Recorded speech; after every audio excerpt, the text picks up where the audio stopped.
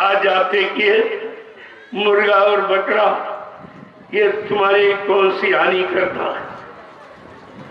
बकरी तो जब इंसान पैदा होता है तो कहा जाता बकरी का दूध ले आओ।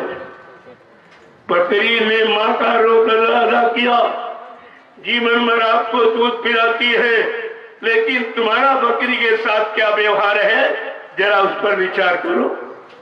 तुम मार काट के खा रहे हो उसको, जिसने माँ का रोल अदा किया, जीवन भर दूध पिलाया।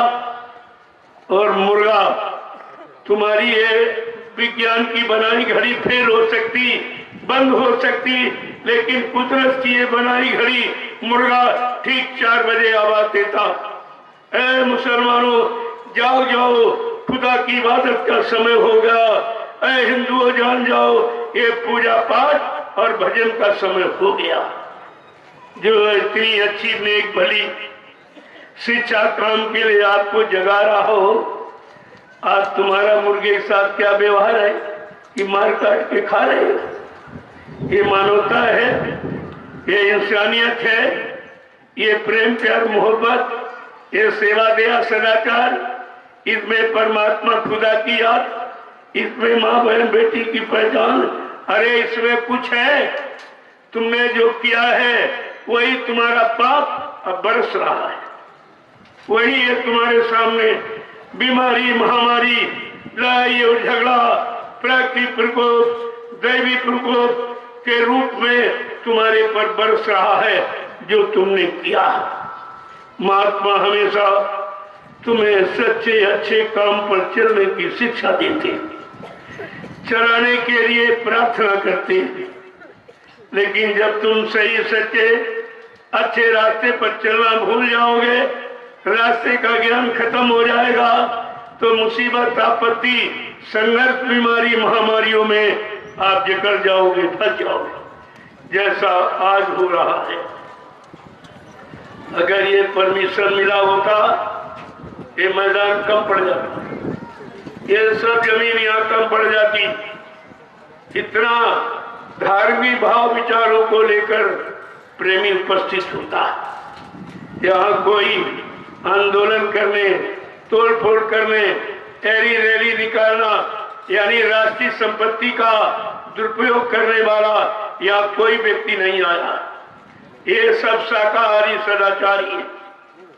अपने परिवार में, अपनी समाज में, अपने जातियों में, अपने परिवार के पालन पोषण के लिए 8 घंटे खेती, दुकान, दफ्तर, बिजली, व्यापार, मजदूरी करते हैं सच्चाई ईमानदारी के साथ, और इसी में समय निकालकर 1 घंटा सुबह, 1 घंटे शाम परमात्मा का भजन यानी खुदा की सच्ची इबादत करते हैं। लेकिन ये तो सब चला गया है, ये सब धीरे धीरे और समाप्त हो जाएगा। जब इस तरह बाधा लग जाएगी तो और खराब हो जाएगा।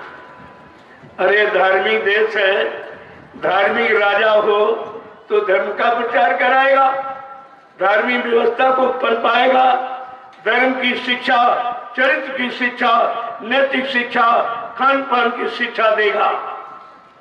जथा राजा तथा प्रजा, धर्मी राजा धर्मी प्रजा, वो तो उस पर निर्भर है।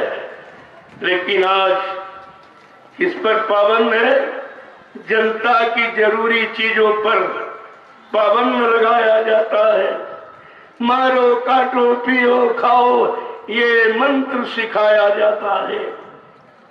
जब ऐसी स्थिति समाज, परिवार, इंसानों की हो जाएगी, वो देश मुसीबत, आपत्ति, बीमारी, महामारियों में जकड़ जाएगा, जिसका कोई इलाज मानो इंसान के पास नहीं है।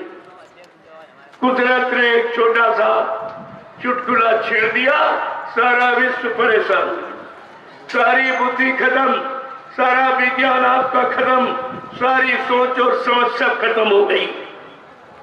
एक छोटा सा, वो भी इसलिए कि अभी चेत जाओ, जाग जाओ, होश होश में आ जाओ, ये जीवों की हिंसा करना बंद कर दो। ये जीव तुम्हारे बनाए नहीं है, किसी विज्ञान इंसान ने कोई जीव नहीं बनाया, ये सब परमात्मा खुदा के बनाए हैं। जैसे तुम्हारा परिवार, तुम्हारी परिवार में बाल बच्चे हैं, तुम्हारी औरत है, माँ बाप भाई, अगर इनको कोई तंग करे, कोई मारे, काटे, सताए, अपमानित करे, तो आपका भाव क्या बनेगा? आपके अंदर क्या भाव उठेगा? आज ये परमात्मा खुदा की ये सब सृष्टि, ये सारे जीव जब तुम बना नहीं सकते तो मारने काटने का अधिकार किसने दे दिया? अगर ये बात समझ में आ जाती, प्रेमियों में दावे के साथ कहता हूं, अगर हिंदुस्तान की धार्मिक धरा पर, राम की कर्मभूमि धर्मभूमि पर अगर ये हिंसा और हत्या बंद कर दी जाए तो कोई प्राकृतिक प्रकोप नहीं होगा। कुदरत कोई तुम्हारे पर प्रहार नहीं करेगी। लेकिन नहीं मानोगे तो आगे और बड़ी बीमारी। बाबा जी ने पहले ही कहा था, सन 80 में नई नई बीमारियां होंगी, एक की दवा 100 में न मिलेगी। तब लोग हंसते थे, कहते थे बाबा जी पागल हो गए। आज वो समय आ गया है, संतों के कथन सिद्ध हो रहे, सत्य हो रहे हैं, फिर भी आप नहीं समझ पा रहे हो। जो जो उन्होंने कहा वही हो रहा। कहा होगी जन जन में क्रांति, हम तुम्हें दिखा देंगे, सब लोग लड़ेंगे, सब धर्म लड़ेंगे, राजा रैयत लड़ जाएगी, मंदिर मस्जिद लड़ जाएंगे। ऐसी स्थिति तुम्हारे सामने आके खड़ी हो जाएगी और तुम्हारे पास उस समस्या के समाधान का कोई उपाय नहीं होगा। यह संतों की वाणी है, इसीलिए आपको समझा दिया गया। कहीं संत वाणी धोखे में न रह जाना। संत वचन पलटत नहीं, पलट जात ब्रह्मांड। चाहे ब्रह्म अपनी ब्रह्मांड की रचना में तब्दीली बदलाव क्यों न कर दे, लेकिन संत जो कहेंगे वो करके दिखाएंगे। बाबा जी ने क्या कहा था, ये सूरज जो पूरब में निकलता है, चाहे पश्चिम में निकलने लगे, इसको भी तुम मान लेना। ये जमीन आसमान की जगह ले ले, आसमान जमीन की जगह पर आ जाए, तुम इसको भी मान लेना। लेकिन बच्चा, जो मैं मंच पर बैठकर बोल दूंगा वो इधर उधर होने वाला नहीं है।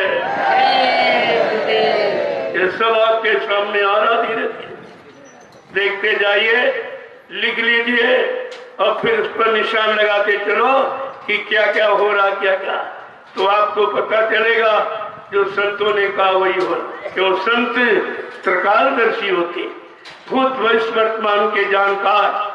उनकी आत्मा की दिव्य कान नाक खुला होता है। वो अपनी जगह से बैठकर सारे ब्रह्मांडों को, सारे लोगों को, सारे मंडलों को देखते हैं और पृथ्वी पर जहां तक धरती है ये सब देखते हैं। उस आंख में इतनी शक्ति होती और आप समझते महात्मा कुछ नहीं जानते। वो तो जो जानते तुम समझ ही नहीं सकते, तुम्हारी बुद्धि के परे। इसीलिए कहा था ये परिवर्तन बुद्धि के परे होगा। न मानो सोच सकता है, न मानो कर सकता है, न मानो विश्वास ही कर सकता है। वो करके संत महापुरुष दिखाएंगे, तब तुम्हारी सबकी अकल ठिकानी हो जाएगी। इसलिए अभी तो प्रार्थना करते हैं, अभी तो आपसे प्रार्थना की जा रही, मान जाओ, मान जाओ, सही सच्चे अच्छे रास्ते पर आ जाओ, अपने में दया और प्रेम धारण करो।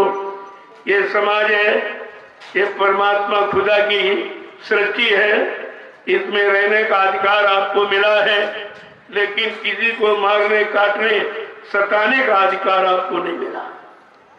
जब मानव अधिकार भूल जाओगे, मानवता इंसानियत चली जाएगी, तब दुख और तकलीफ और मुसीबतें आपको सब घेर लेंगी। फिर उनसे छुटकारा पाना तुम्हारे बस की बात नहीं होगी।